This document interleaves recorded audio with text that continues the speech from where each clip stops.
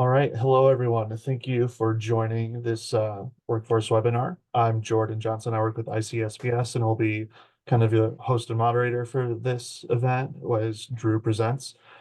Just a couple housekeeping items beforehand. If this is a webinar platform, so if you have any questions, you're free. The chat should be open for everyone, so you can talk to each other, talk to us panelists here in the chat if you have any issues with that. There's also a Q&A. So if you have any questions there, you can post your questions in the Q&A or the chat. Either of those will work as well. If you have a specific question or want to use your microphone to ask a question or clarify, there should be an option for you to raise your hand. One of us will be able to see that, and then we can unmute you so you can ask your question via microphone. If you would prefer to do that than typing out your question in the chat or the Q&A section. Other than that, I'm here to support however you need, and you can just drop it in the chat, and I'll hand it over to Drew. Great, thanks, Jordan, and thanks to everyone for joining us today. Again, my name is Drew Thomason. I am with KEB out of Springfield. We facilitate statewide activities and provide technical assistance for WIOA. I'm here today in the capacity of facilitating the development of our new 4-year state plan. So today we're going to officially starts the public comment period for that plan. As part of our presentation today, I'll go over the highlights of that plan, answer any questions that might arise. And so throughout the session, as Jordan laid out the ways to ask questions, please feel free to ask them as they come to you.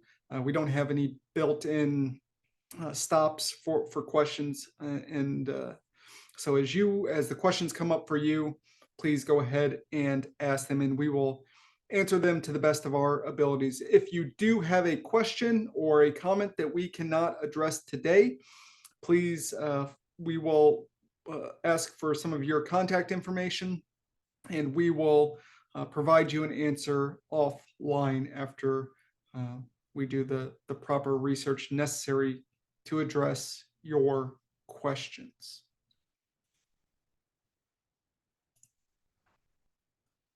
So just to provide a little bit of a level set for everyone, what is WIOA? WIOA, or WIOA, is the Workforce Innovation and Opportunity Act. It's federal legislation that was created in 2014 and updated the, as some people might call it, WIA, the Workforce Innovation Act. It's really designed to strengthen and improve the nation's workforce system. It's the largest public workforce development system in the country, and usually in all the states. It's also the largest workforce development system. It attempts to help the public workforce system by assisting those who have significant barriers to employment and provide them access to high quality jobs and careers, as well as helping match employers with the skilled workforce that they need, and once they are matched to those employees, retaining them.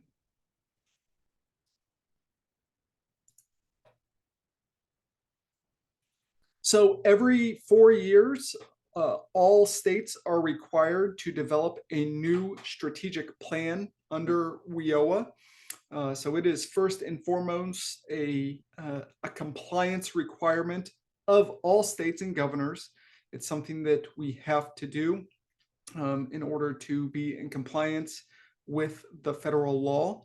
But it's also an opportunity to provide a vision for where our workforce system will head over the next 4 years. So while there are specific areas that we have to address and items that we have to include to be in compliance, Illinois really uses this as an opportunity to provide a holistic approach to planning for our workforce development system.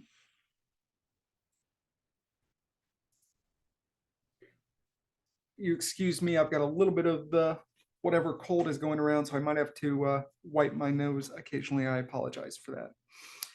So when developing this draft state plan, these are some of the guiding principles that the group developing the content for the plan used. So first off is diversity, equity, inclusion, and access. That has been a major initiative of both our political leadership here in Illinois as well as federally.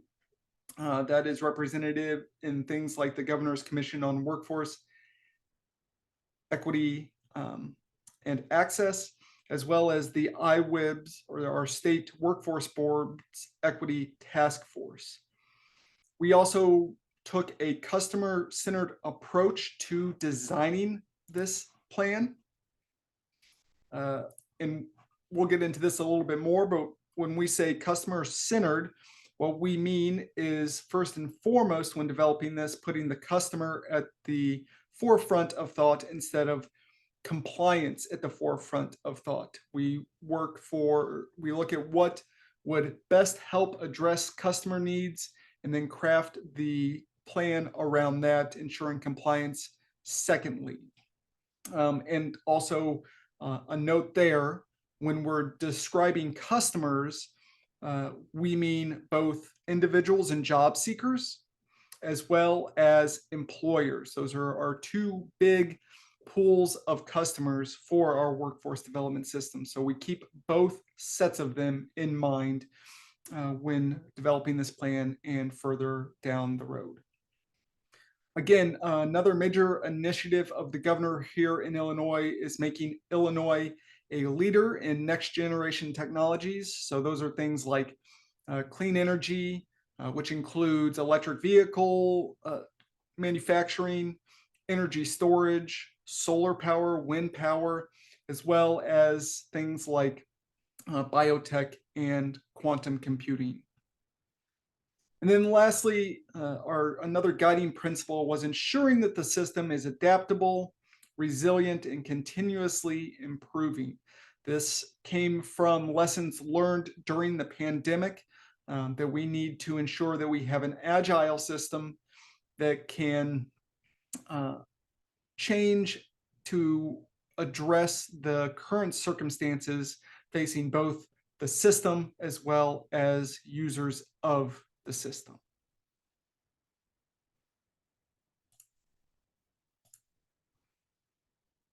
So there are some main contents of the plan to keep in mind as you will hopefully be reading through it in the coming days. So some of the main areas of the plan include an economic and workforce analysis, as well as an analysis of the workforce system itself, the development of the vision for the state workforce development system, as well as goals that we want to achieve over the next several years, strategies and activities to accomplish those goals.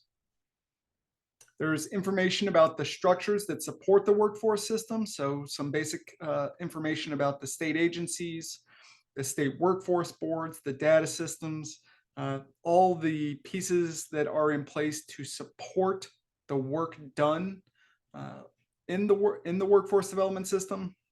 And then lastly, there are some program specific appendices attached to the plan. So now I'm going to go through some of the economic and workforce analysis that was done that helped inform the development of the rest of the plan. When looking at the economic analysis, the state data team chunked our sectors, our industry sectors, into three different categories. The first I'm going to go through is leading. So when we talk about leading industries in Illinois, they are industries that are expected to grow during our projection period. So here it's from 2022 to 2030. We're expecting to add jobs. And we have an advantage or a higher concentration of those jobs than the national average. So we have kind of an edge over other states in these industries. So our leading industries include transportation and warehousing, financial activities, manufacturing, business and professional services, and utilities. And I'm noticing, I think, a little bit of the numbers there aren't quite correct for transportation and warehousing. So I apologize for that. We'll get those corrected in the PowerPoint that is distributed to you after today.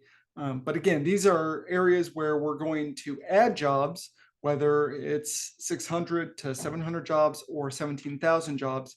And we already have a bit of an edge over other states in these industries.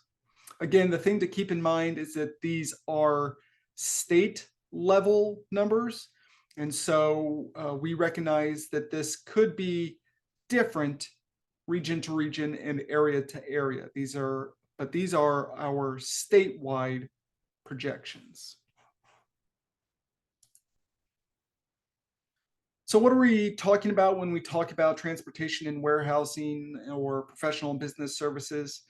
So transportation and warehousing, what kind of occupations? Those are going to be tractor trailer drivers, laborers, customer service representatives, and then we have some skills here that would be applicable to those occupations, and then the certifications that employers are looking for in employees for those industries and those occupations. So again, for example, for transportation and warehousing, employers are looking for employees who have the certifications that are aligned to those occupations, like tractor trailer drivers. So looking for CDLs, specific endorsements for those drivers, as well as forklift certification. And then when you think for financial activities, we're looking at certifications around things like an MBA or a CPA.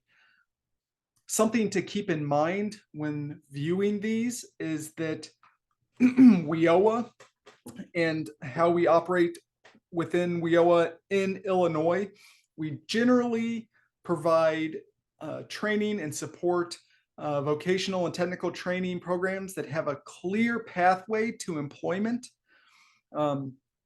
So that would be something like a CDL or a specific certification, like a forklift certification.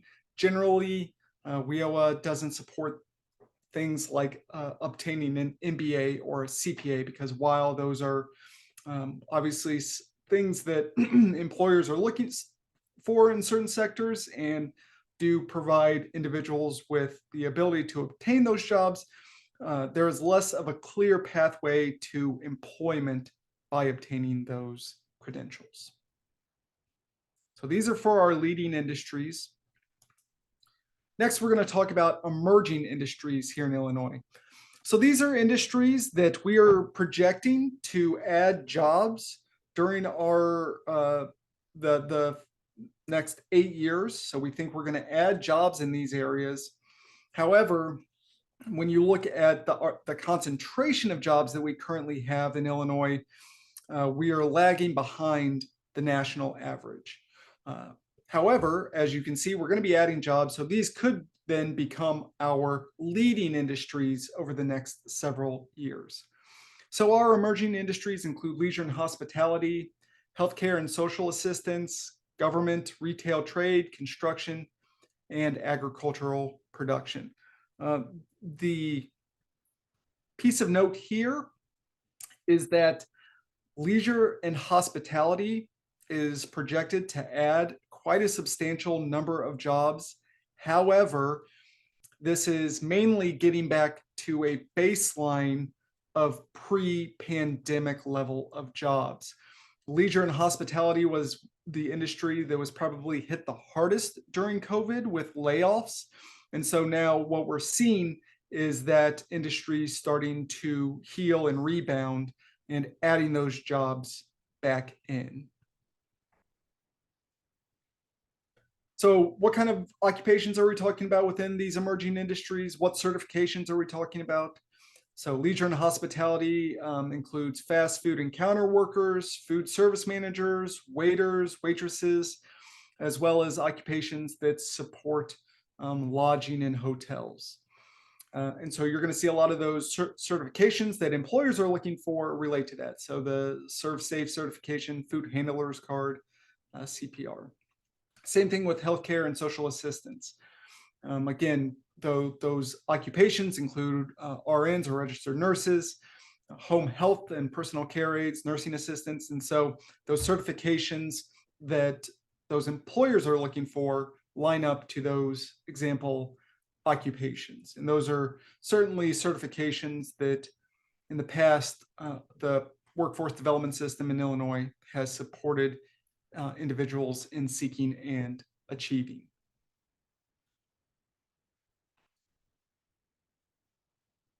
Then the last piece of the economic analysis that I'm going to talk about, and within these industry sectors, are maturing industries. So the way we define maturing is that these are industries that have maybe a higher concentration of jobs or occupations in Illinois than the national average, but we do forecast that those are going to be losing some number of jobs over the next 8 years. So that includes personal and other services, education services, which include both public and private education services, and then wholesale trade. I think one of the big takeaways here is that out of all of the categories of industries, this has the fewest number of industries. So overall, most of our industries are going to be adding jobs in some fashion over the next 8 years. We only have 3 sectors or industries in which we are projected to lose some of our jobs.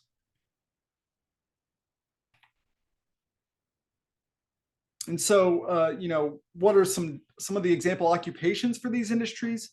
Personal and other services is probably the most amorphous one, but that includes things like hairdressers, cosmetologists, childcare workers, customer service representatives. It really involves a broad swath of jobs. And again, you'll see that those certifications really line up with those example occupations. So I'll pause here to see if we do have any questions. I haven't seen anything coming through.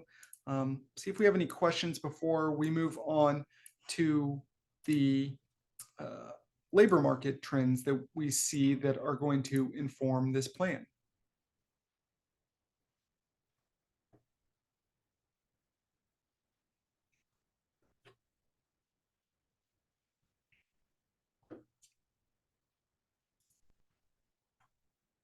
All right.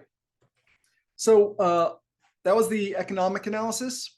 We also, as part of the development of this plan, did a labor market analysis, looking at some of the trends happening in labor market, the labor market, and what that means for employers.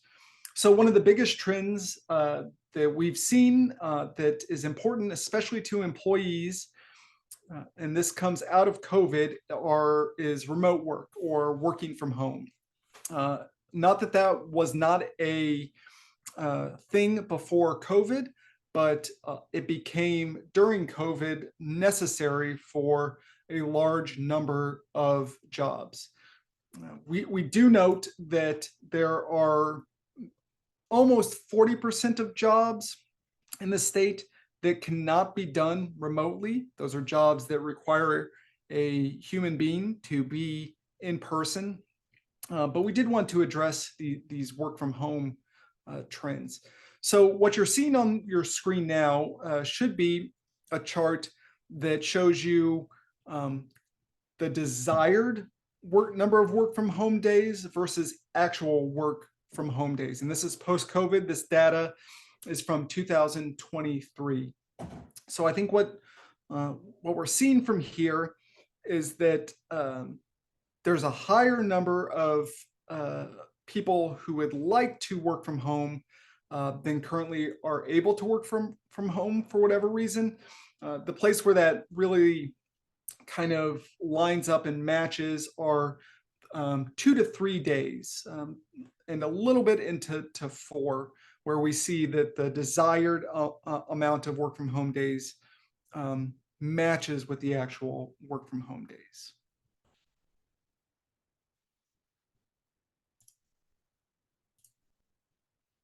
Another area that we examined as part of the labor force analysis are skills and reskilling. So most organizations believe they do have a skill gap. Most of that skill gap is the result of an ongoing churn in the labor force. Something that was coined a few years ago was the Great Resignation. That's where, again, because of a myriad reasons stemming from COVID, we saw a pretty big change in where people were working.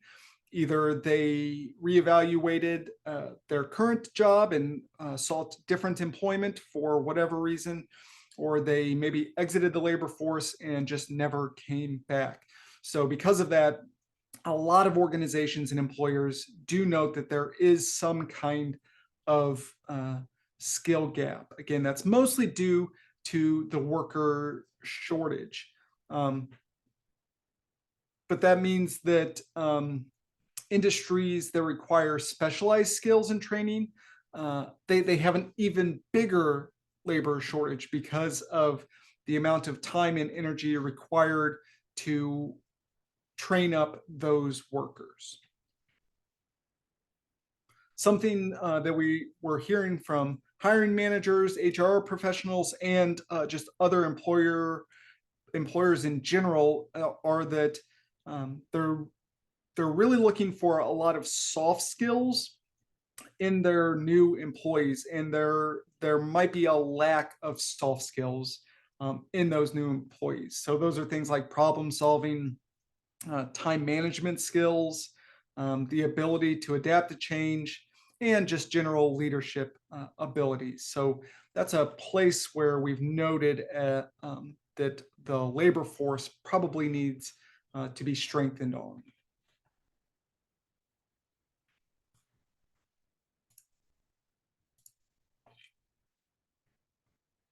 And then another trend that we've noted, and it's something that we will need to address as a state, even beyond the workforce development system going forward, is we have a shifting age in population as well as a declining population.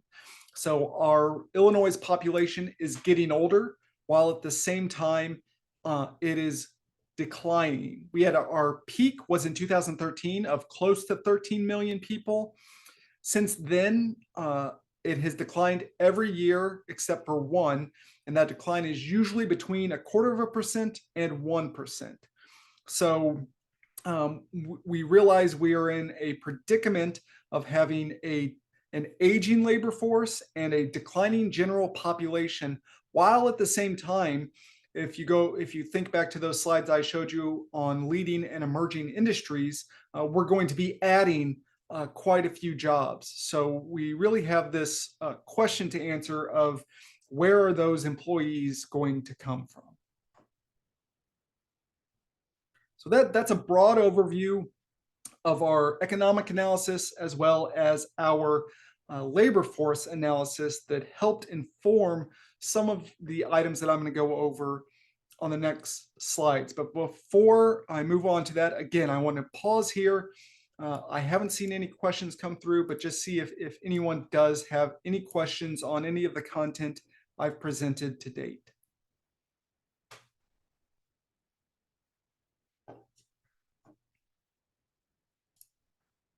All right, great, thank you. So now I want to get into all of that analysis. While some of it does involve projections, it's really external looking. Now we're going to kind of look internally and ask, based on this analysis and some other items, what do we want to do over the coming years as a workforce development system? So in May of this year, Governor Pritzker held a visioning session in Chicago. It consisted of our state workforce board members. It included state agency directors, employers, labor and community advocates, and other workforce development system stakeholders. Based on that feedback from the governor's office, as well as some of those, again, various reports and studies that have been conducted over the past 20 months, such as the learnings from the governor's Commission on Workforce Equity and Access, as well as our state workforces board, equity task force, and other learnings. This vision was designed. So our vision for the system is that it will meet employers, job seekers, and community members where they are. It will center the customer experience in an interoperable, equitable, and accessible manner. And that will ensure that all customers achieve their goals. Again, please keep in mind when we say customers, we mean both those job seekers as well as employers. We will support employers by building diverse, quality career pathways and provide effective training, education, and economic opportunities for job seekers and communities to thrive. So that's our vision. That's the 30,000-foot view of kind of what we want for the workforce system. And that's included in this plan. So that's the driving factor behind this plan. I'm going to go over the goals, strategies, and activities that are all guided by this vision now. And some definitions here for us. Goals are the outcomes that we're seeking. Our strategies are the broad approaches or methods that are going to be used to achieve those goals. And then activities are the specific tasks or steps taken to implement those strategies. They're more detailed and more focused compared to the strategies. So we started at a very high level and continue to drill down until we get into very actionable items. So we have 4 goals based on this vision and some of the other thinking around our workforce development system. The first goal is that the workforce development system itself is an example of excellence in its approach to collaboration and customer service. So that's goal number 1. Then we have several strategies for achieving that goal. So the workforce development system will use a customer-centered approach to service delivery. The workforce development system advances diversity, equity, inclusion, and access. And our WIOA partners and other workforce and education systems in Illinois enhance coordination and collaboration. These strategies, much like a lot of that vision, again, are directly the result of that examination of the workforce over the past 20 months, such as the Governor's Commission that I mentioned several times, as well as the state board's equity task force. So this is kind of coming out of learnings from that and recommendations in those from those groups, as well as others, as well as feedback from stakeholders gathered throughout the development of this plan.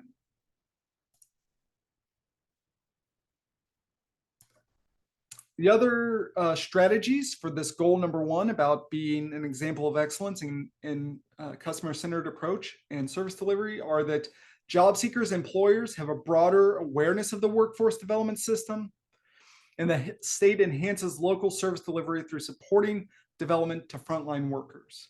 Again, with these strategies, these are direct results of hearing from job seekers, employers, frontline workers that we need to increase the awareness of the workforce development system, because once people become aware of it, they realize the opportunities it can afford them and the ways it can support them. But they have to be aware of the system before they can even engage with the system. There's definitely a lack of awareness in the general public.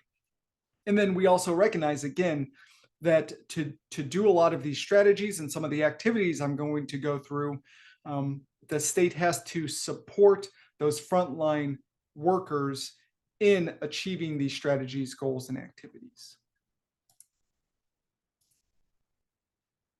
So again, we're going to keep on drilling down here. So we talked about our first goal. We talked about the strategy, so the broad tactics that we'll use to achieve that goal. Now let's talk about some specific activities that will be carried out over the next 4 years to achieve those strategies and goals. So the first activity is around enhanced service integration. Service integration was a big focus of the workforce system pre-pandemic. Some of that work was put on hold to address the immediate emergency of serving individuals and employers during the pandemic, but now the state wants to focus its efforts on enhancing that service integration. So that will include a new service integration self-assessment tool for economic development regions and local workforce areas in the state. That'll help them make continuous improvement on enhancing service integration. And then the state will also use the data that is already being collected related to customer-centered approach and service identity to identify areas for improvement related to service delivery and service integration. Another activity is reviewing and enhancing referrals between different workforce partners. So again, the state will kind of examine the current referral process. That will kind of ties back into that examination of enhanced service integration. We'll look for efficiencies and best practices that are already happening out there and try to inform and educate and support local areas in enhancing their referral process and supporting job seekers and employers as they might enter the workforce development system through one path, but what they really need is a different path, and how we will make that transition and referral as smooth and seamless as possible. Another activity is assessing the American job centers in the state. The state is going to look at all of our American job centers that are located throughout the state, kind of do an examination of their physical footprint, what's their service delivery methods look like, kind of use this as an opportunity to get a better idea of what service delivery looks like for an individual and job seeker in the local area. And again, taking best practices from that in any areas that need improvement and rolling those out over the next coming years. And then again, the state recognizes that in order to make these changes, because so much of that service delivery and interaction happens through local partners at the local level, providing the supports needed to achieve these activities and goals and strategies.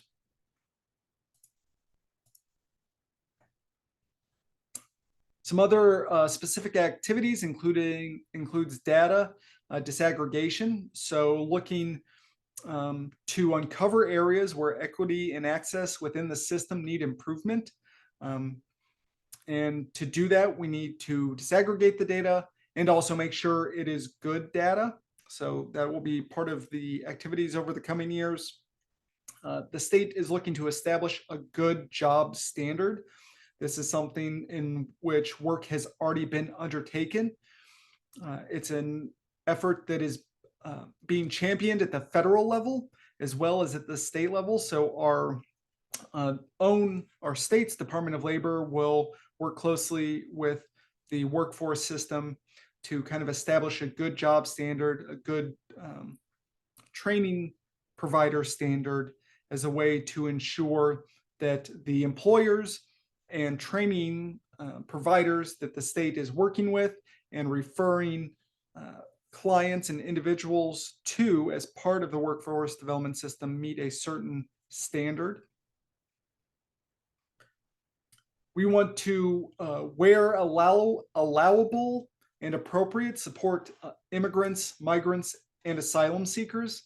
Again, Illinois has always been a welcoming to immigrants, migrants, and asylum seekers. But if you have been following the news, there has been a recent influx of these groups as we are getting literally busloads of people coming to the state on a daily basis almost. We do recognize that WIOA can only provide services to people who either are residents or have a work allowance. So while maybe some of these, the more recent wave of immigrants and migrants and asylum seekers might not currently be able to access WIOA services, the service providers want to be able to provide services quickly once those groups are able to access those services. So anything we can do to kind of gear up to support them once that's allowable, we want to be doing. And then the last item on this slide is integrating the state and DCEO's non-discrimination plan into various aspects of the workforce development system.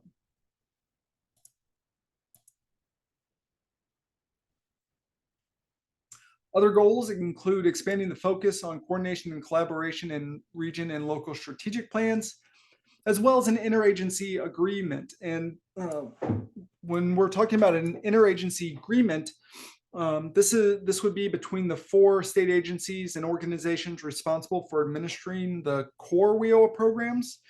And they want to come to an agreement that describes how, where possible, services will be shared, integrated, and aligned to best support the system.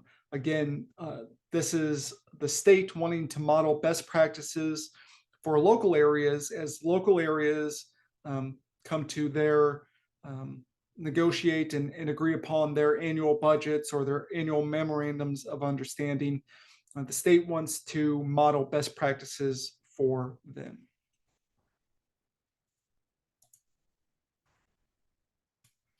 And then the last activity under goal 1, the last 3 activities are developing a marketing and awareness plan. Again, this is to address the lack of awareness in the general public. Coordinate outreach efforts, whether that's to businesses or employees or job seekers, making sure that the state is leveraging each other's services as opposed to either competing with or duplicating efforts. And then lastly, you might see a theme here, providing professional development and technical assistance to local service providers, because again, the state wants to ensure the success of these goals, strategies, and activities, and realizes that one of the main ways to do that is by supporting the people at the front lines who will be interacting with job seekers and employers and really providing that initial contact.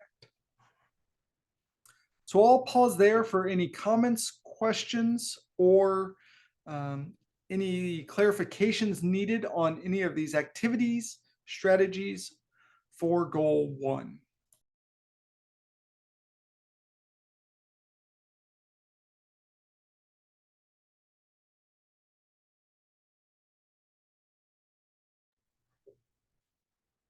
All right, I don't see anything coming through, so I will go ahead and move forward. I will also say that our public comment period will be open from today through the end of the month, and we'll have more details on that towards the end of this presentation. So today is not your only opportunity to provide feedback, and we welcome it through the entirety of that public comment period. So goal 2, our second of 4 goals, is that the workforce development system will enhance employers' abilities to hire and retain skilled workers that meet their emerging needs. Here are strategies for that goal. And so I just saw a question come through, and that's a great question. I'm going to answer it, and then I'll talk to these strategies. At the end of this, we will be providing you a link to where you can download the draft state plan. On that page, it also has instructions on how to submit comments. So stick around with us to the end of the session and you will get all of that information. So again, strategies for that goal 2 about supporting employers and their abilities to hire and retain the skilled workers to meet their needs. So first strategy is that the system will support, inform, and enhance their talent strategies. Second strategy is that the various partners in the system will leverage their business services to provide a more holistic support to employees. And then lastly, the system will build out the tools and practices that can help employers adopt a culture that promotes equity and accessibility. And this last item, again, while we wanted to infuse promotion of equity, accessibility, inclusion, and access throughout this entire plan, this is a strategy born out of feedback from local service providers. And that feedback was that the businesses that they are working with want to promote equity and accessibility in their workplace, but they just don't know where to start. So they are looking for guidance on how to do that. So we took that feedback, turned that into a strategy. So some of our specific goals around these strategies. The first is facilitate industry champions in those emerging and growing sectors. And this will primarily be carried out by our State Workforces Board's Business Engagement Committee. They're going to kind of establish this network of industry champions and a community of practice for each of these targeted industries in the state. And they want to make sure that there's this network of these champions who can kind of assist and outreach to employers within those targeted industries. So they are going to be the people who are the peers of employers, but who are also the champions of the workforce development system.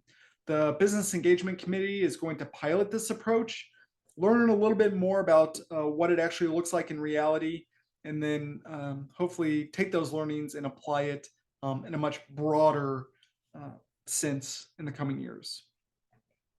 Our second activity for achieving this goal is that to promote employer-driven regional sector partnerships.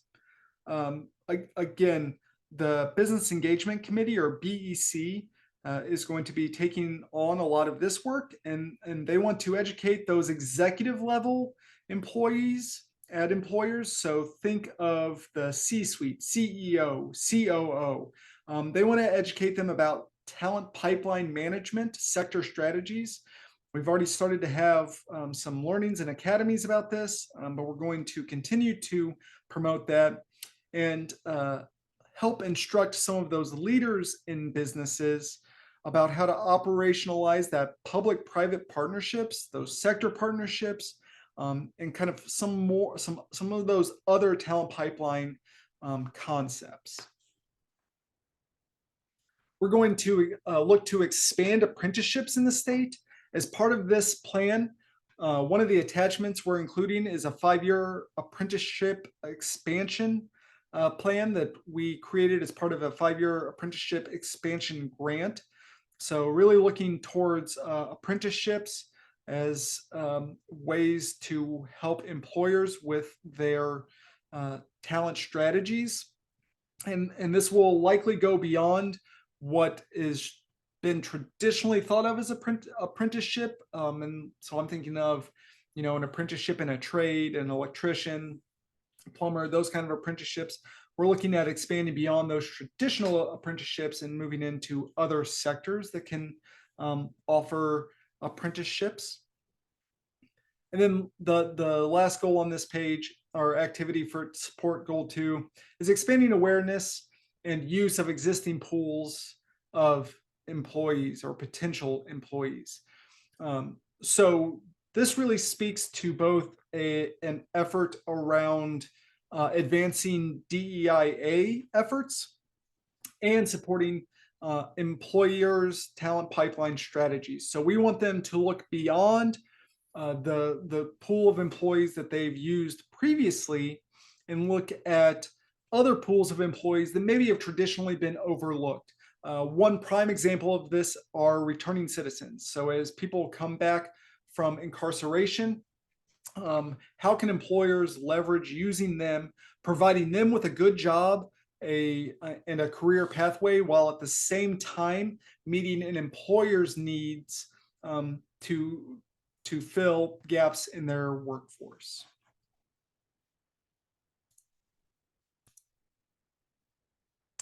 The last three specific activities under goal 2, and that's serving employers, are again aligning the business service teams efforts, making sure that those business service teams are complementing each other and not being duplicative in their work.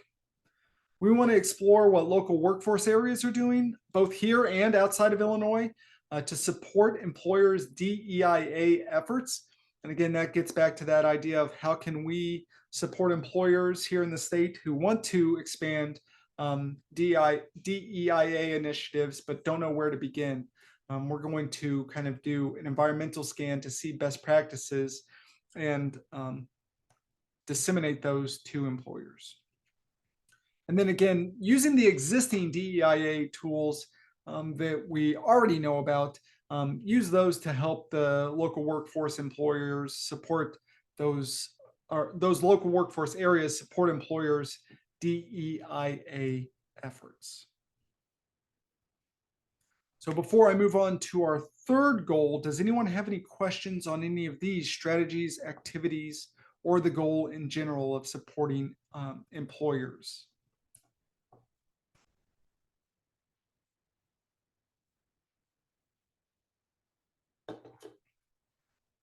Great. So we have two more goals. Our goal 3 is that the workforce development system will use a customer-centered and data-informed practices to improve the quality of the job seeker experience in pursuing fulfilling career pathways in a manner that is both equitable and accessible. And again, customer-centered here is when designing programs or grants or making changes, first thinking about what the customer needs and how they want to access those services, and then building those programs, grants, and services around that customer need, as opposed to first and foremost meeting compliance and then thinking of the customer second.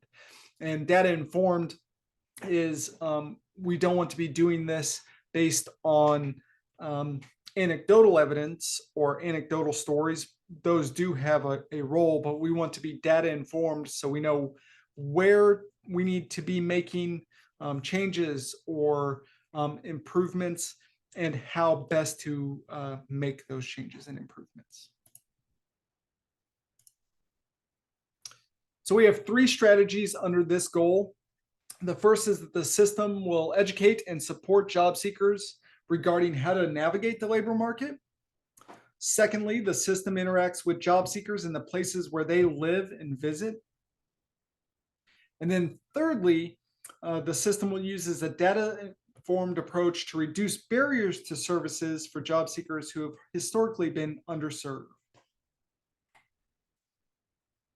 So those are our strategies. Now let's talk about some of those specific activities.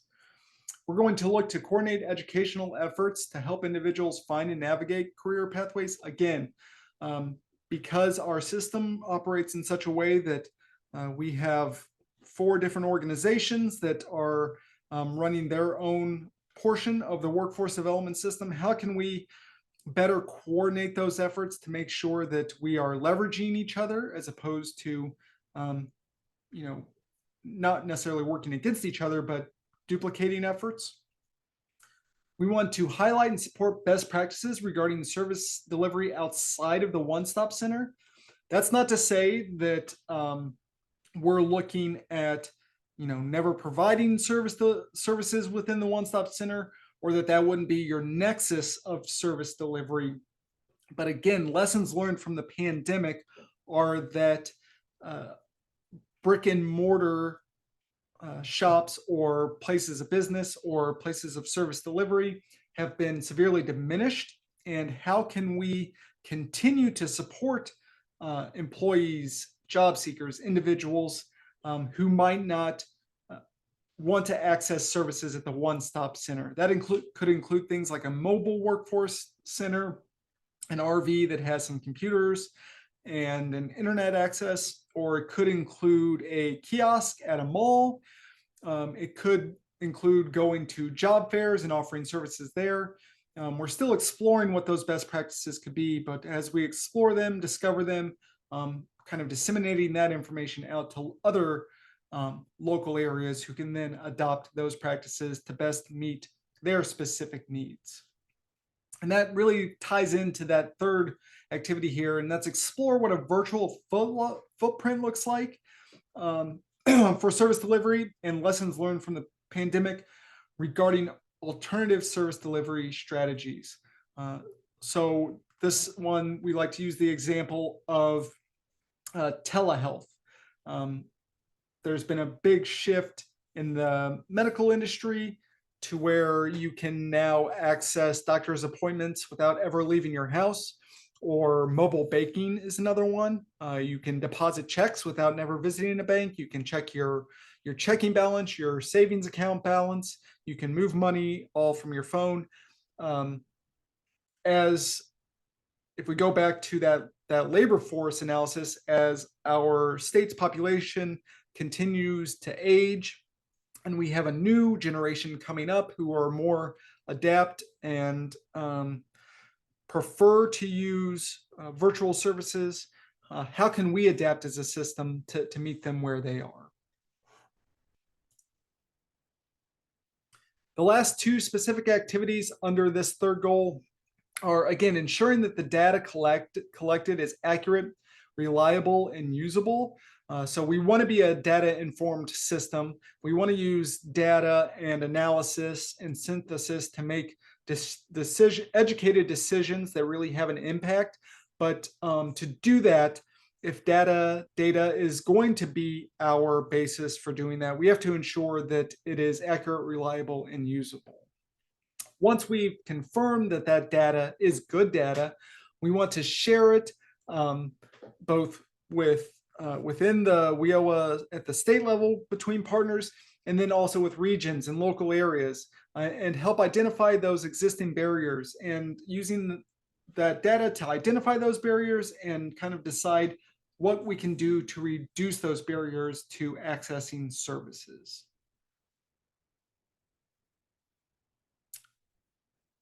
Those are our goal number 3 strategies and activities under goal number 3. We have one more goal, but again, I'm going to pause real quick and see if there are any questions, comments, or clarifications needed around anything that was presented for goal number 3.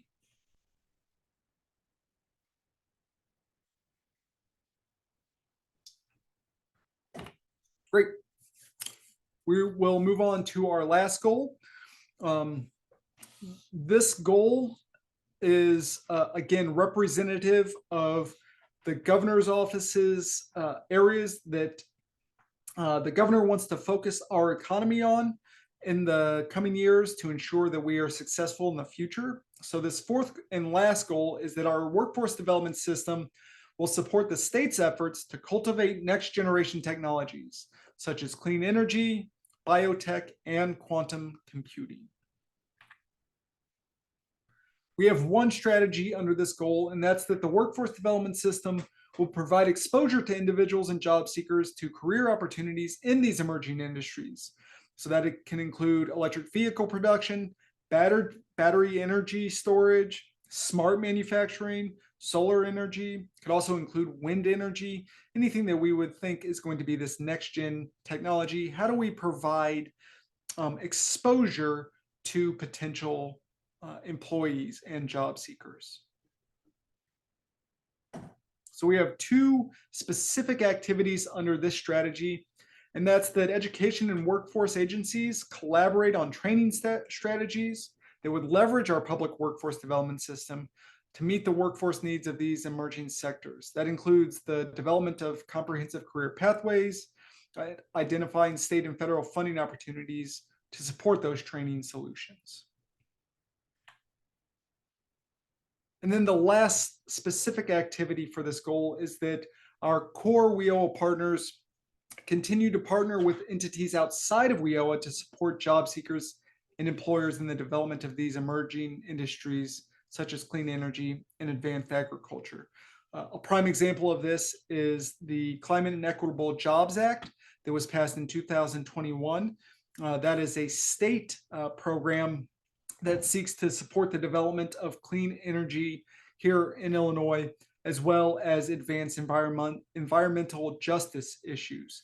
And so how can, it also has a strong workforce development system component. So how can we work together through WIOA to grade our services and support both the CEJA and other efforts that are going forward to support next generation technologies in Illinois.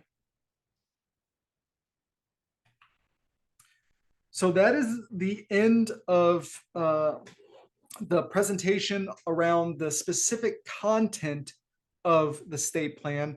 I'll once again pause here, see if we have any questions, and then we'll talk through next steps, where you can access the draft plan and how you can submit any questions, comments, or clarifications needed.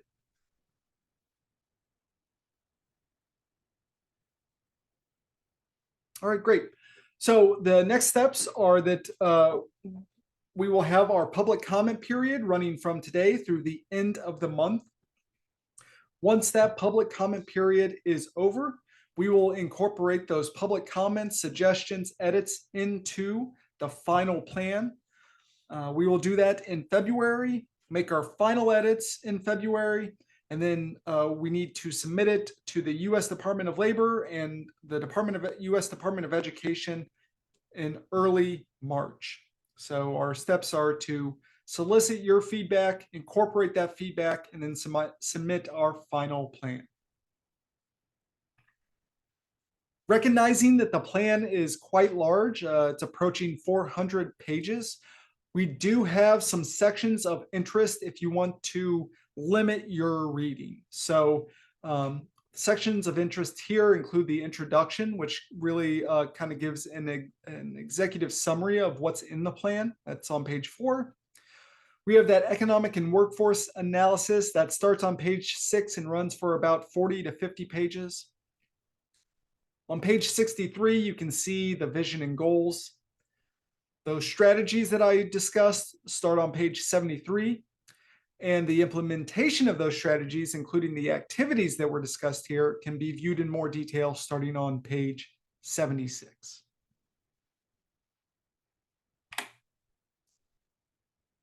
If you see the URL on your screen, that is where you can access the state plan. You can access, excuse me, you can access the draft version of the 2024 state plan, as well as the current state plan if you want to compare and contrast. We ask that you submit your comments in writing to the email address on the screen, and that is wioaplan@illinoisworknet.com. That information is also included on that webpage. I'll pause one more time for any questions. If not, again, please review the plan and submit any questions, comments, edits, or clarifications needed by midnight on January 31st. I do see a question coming in. Yeah, give me 1 second. Someone is asking for the link. I'm going to put these in the chat. The first link I'm putting in is the link to the general plan page. That's where you can access both the draft, the 2024 draft, as well as the current plan. And I am going to put the direct link to the PDF into the chat as well. Please be cautioned, it is a large file, both in length and size. So just something to keep in mind when accessing it.